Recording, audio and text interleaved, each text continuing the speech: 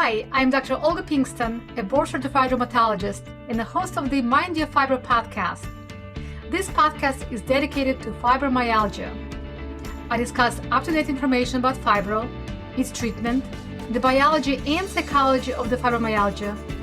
I cover the pain science education, the complementary and alternative methods available to you now to improve your symptoms. There are a lot of things that influence development of fibromyalgia, trigger fibro flares, and produce other symptoms like IBS or irritable bowel syndrome, depression, and anxiety, and none of them are your fault. In the Mind Your Fibro podcast, you will learn how and why fibro develops, how chronic pain changes your brain, and most importantly, that you're not alone in the struggle, that fibro is real, and how to not let fibro control your life. This podcast provides information only and does not provide any medical or psychological services or advice. Well, welcome back to Mind Your Fibro podcast Season 2. I continue the podcast with episode 41. If you're just starting to follow this podcast and want to learn about fibromyalgia, I recommend starting with episode 1 of the Season 1.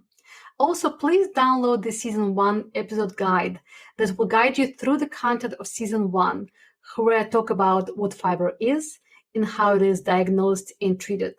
Other episodes cover pain science, the pain-stress connection, self-care, diet, exercise, and sleep. Season 1 also includes important topics on grief, relationships, and pushing and crashing. Use Season 1 guide to keep track of your progress. The link to download is in the show notes or roomcoach.com/season1. So many of you kept asking me about Season 2. I gave myself permission to take a short pause around Christmas holidays so I can recharge, do some self-care, and spend more time with my family. Well, I have fallen off the podcasting wagon. Apparently, just like any habit, it is hard to restart podcasting once you stop. So I stopped, and every week I kept thinking about restarting, but kept procrastinating and moving the recording to the following week.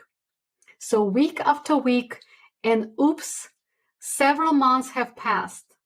I bet anyone who ever wanted to implement a health habit like exercising or a new diet can relate. Well, I got a new jolt of energy that finally ended my procrastination when Melissa Talwar with support from Fibromyalgia Network reached out to me about my podcast in May being the Fibromyalgia Awareness Month. So please go to Facebook or any other social media, find the Support Fibromyalgia Network, and thank Melissa for pushing me to do what I have planned to do week after week since last episode of my podcast was released. So please support the network, get involved, listen to her Facebook Lives, attend the conferences, or listen to replays on YouTube, and spread the word about fibromyalgia. Also this week, I saw that my podcast downloads surpassed 55,000 downloads. It is now top 2 percentile podcast worldwide. It is such an energy boost, a new milestone, the additional push I needed to relaunch this podcast. Anyway, I think I got over myself and my fears and procrastination, got a new breath of enthusiasm after seeing so many new people finding my podcast or old listeners listening to this podcast. Well, except I still need to get used to waking up again at 4 a.m. to record. As you may probably know, my house is never ever quiet. But I also promised myself better self-care and getting help with editing. So hopefully I can focus on the creative part more and we'll have more regular episodes. But thank you, and thank you for all your support. So back to the delay of the Season 2 release. Of course, there are usually more reasons of procrastination. I will actually make a whole episode on procrastination later this season. Stalling is protective. Indecision is a decision to not make a decision. Since the last episode of my podcast, I have identified many reasons or triggers why I could not restart. So last year, I decided to dedicate this season to psychological trauma. I have been learning so much about psychological trauma over the last few years and its effects on pain and health, and I wanted to explore this topic in depth on this podcast. The trauma topics can be oh so triggering. As a woman, mother, daughter of divorced parents, wife, physician, immigrant, someone who lived in Soviet Union, the topics of trauma are personal. But trauma, like stress, is universal. Our mind is protective. Talking about sensitive topics is hard. Making trauma relatable and less triggering to my audience or me is an effort. My mind wanted to stall and avoid it, so the imposter started to whisper in my ear that I was not qualified and needed to invite guests to speak or do some other topics that felt safer. But I finally decided not to let my imposter win and kept the decision to dedicate 2023 to the subject of psychological trauma. I also started trauma coaching certification to complement my studies, and it gave me some confidence. I implemented additional self-care practices to feel less triggered and have the support I can use when I do. So season 2 of the podcast will be dedicated to trauma and trauma-informed fibromyalgia care. You will be learning about trauma, how to cope with it. It affects on your health, your mind, your life, and relationships, and how they may manifest in the symptoms of fibromyalgia, chronic pain, and many other health issues. This work is deeply personal to me, and I hope to translate my passion and knowledge into each episode. Now, I'm not an expert on trauma, and let me be clear, I'm not a psychologist or psychiatrist. But as a rheumatologist, I see patients daily who are affected by trauma, either as children or adults or both. Most of us experience the impacts of trauma individually and collectively in our families and societies. As I studied trauma over the past few years, I now recognize that majority of the patients I see in my clinic and coaching practice, my co-workers, friends, my family, and myself have experienced psychological trauma.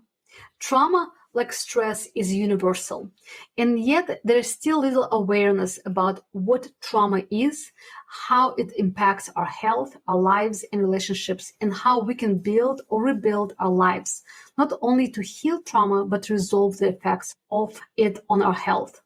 My podcast episodes intend to provide information, but if any of this is triggering or activating your nervous system, please pause, do some self-care, talk to someone. This is not intended to add more pain, but to rather provide education. Another reason for self-compassion, show the common humanity of our experiences in that you are not alone in your struggle. This is not medical or psychological advice. Remember, I provide education only. So what is psychological trauma? Most of you may think that trauma is something catastrophic that happened to a person, an explosion, car accident, assault, or some type of act of violence. And these are examples of psychological trauma and do not need to be minimized, but this is only one type of trauma people can experience.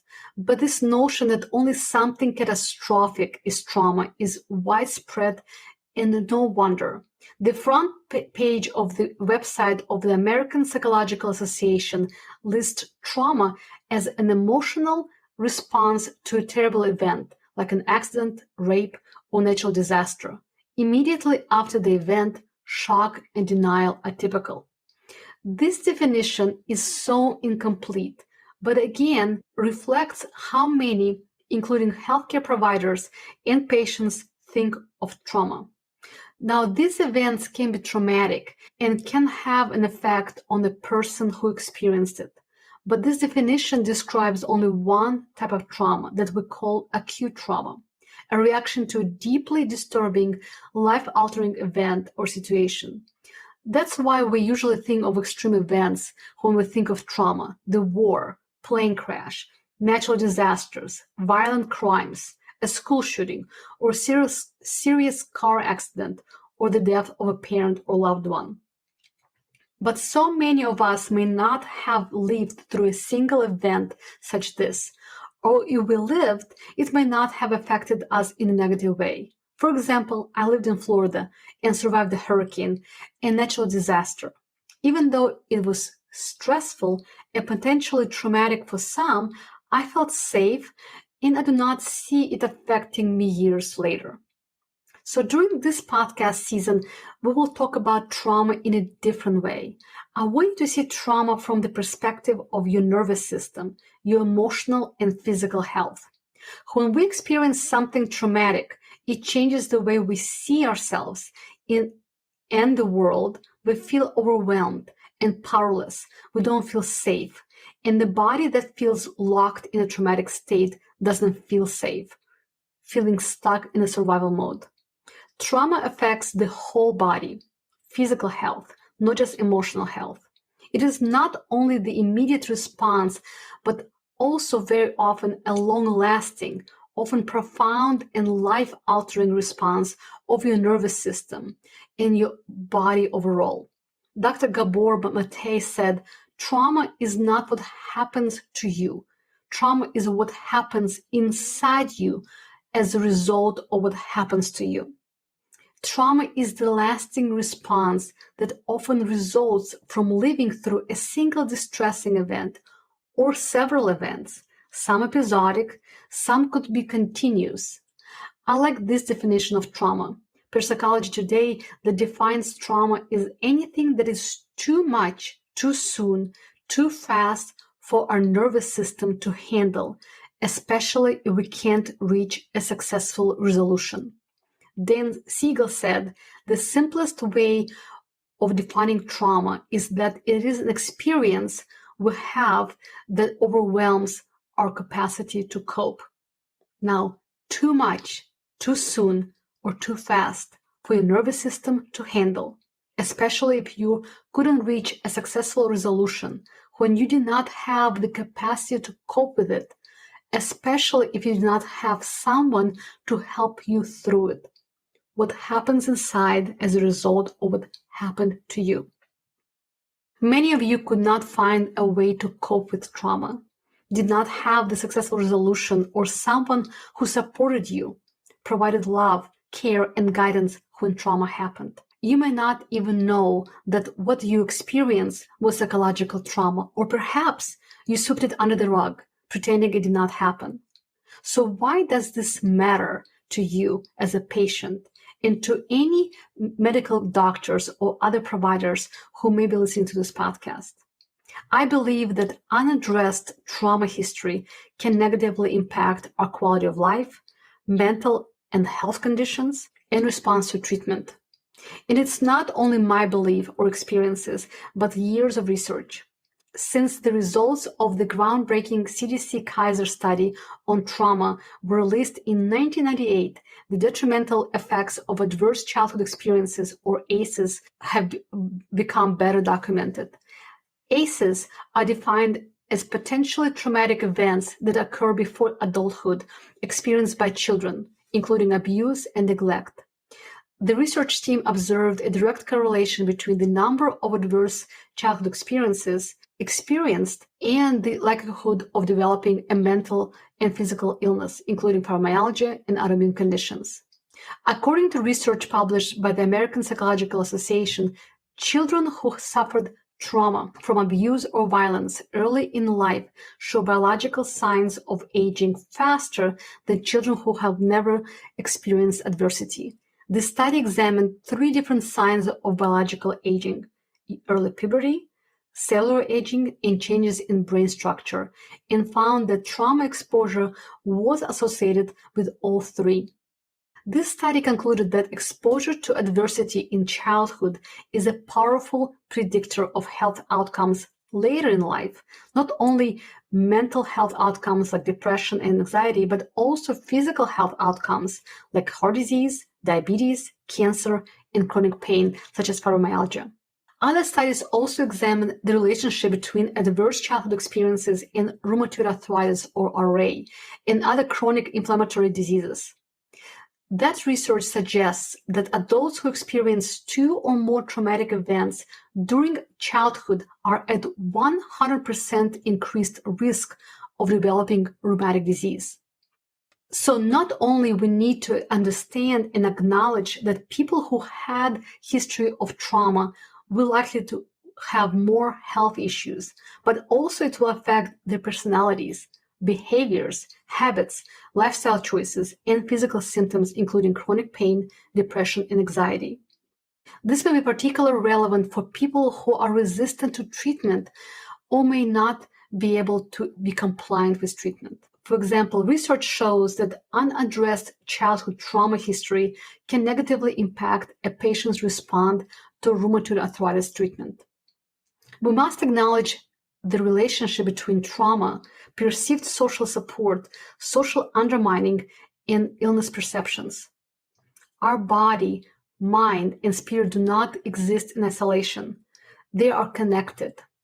Unfortunately, modern healthcare so often is focused on providing physical care, medications, and treatment for a physical complaint, often not addressing psychological pain and suffering. And it's a global, not just physician issue. And we will talk about physician burnout and stress and physician suicide risk in the future episodes, as I think it's super important to acknowledge the pressures put on doctors by the modern healthcare systems.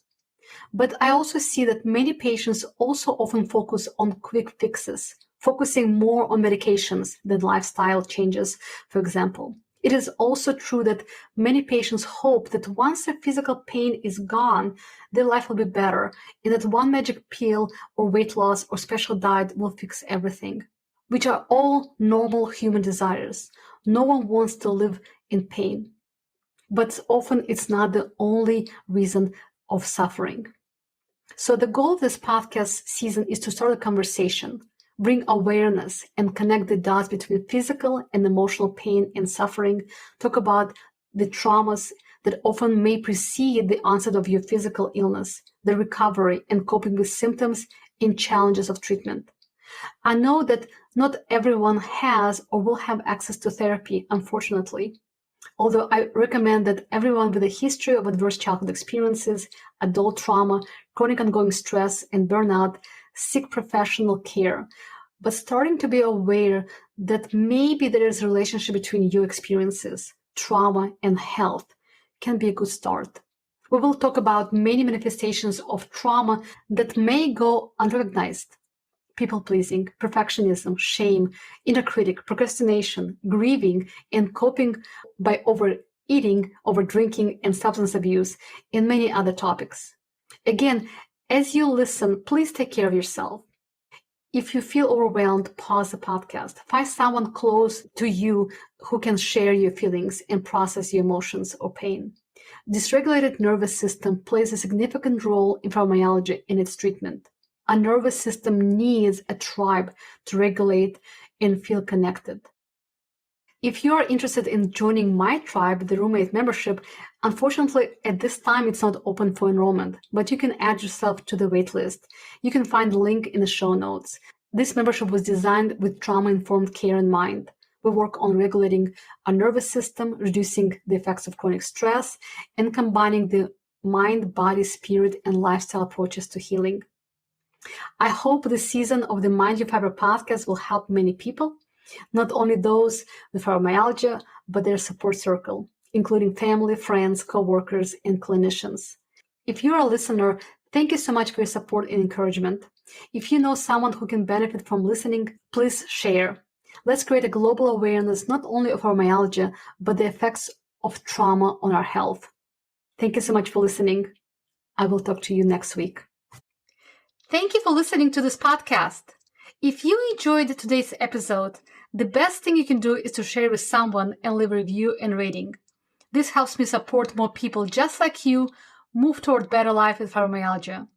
All you have to do is to go to the platform you're listening on, click the share button or the icon, and just send it to a friend.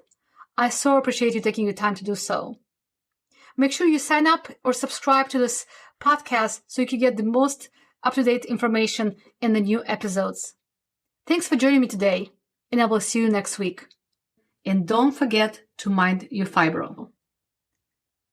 Disclaimer, this podcast provides information only and does not provide any medical or psychological services or advice. None of the content on this podcast prevents, cures, or treats any medical or mental condition.